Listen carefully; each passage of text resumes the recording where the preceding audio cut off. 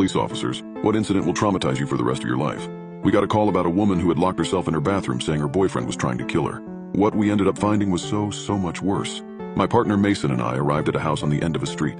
The lamppost flickered yellow, and the wind danced the trees and bushes. The clouds were thick and the air ice cold. We took position at the front door. We knocked. "Police, open up!" Only the sound of wind chimes. Mason kicked the door open with all the force he could muster.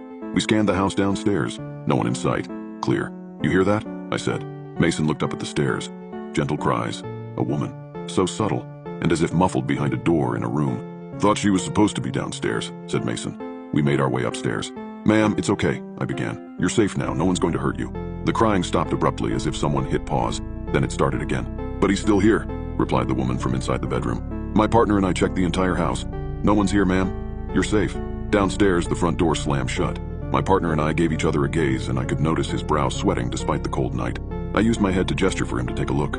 He stood from atop the stairs and looked down at the front door. If only we'd known then what was about to happen. "Just the wind, I think," he said. Then a gentle voice came from inside the bathroom. "Are you sure, Officer Bradley?" the woman asked. The entire night at that scene, neither my partner Mason nor I used our names out loud. Not once. How could she have known our names? "Ma'am, do you need help or not?" Mason was agitated. "We need to know you're okay, so step back because I'm kicking it in." A part of me believes Mason was more eager to see the woman's face, to find out who she was and how she knew what she did than he was for her safety. He wanted peace of mind. "No, hold on, I said. "She might be sitting right by the door. We don't want to hurt her." Then she said it. "Officer Bradley, tell Mason that if he touches this door, I will visit his family in the late hours of a certain night and break down a door of my own." The woman's voice was an octave deeper when she said that. I never understood the expression white as a ghost. Do people actually turn that pale in the face? I learned that they in fact did when I saw my partner react to those sinister words. I couldn't stop him from kicking in that bedroom door this time.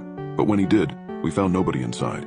There wasn't a window above the shower through which to escape or another door to go through. And yet we were certain that we just had a full conversation with a woman behind this door. We scanned the entire house, including the backyard, one last time, inch by inch. Nothing. When it was time to leave, we gave each other a look and left the house without even looking back.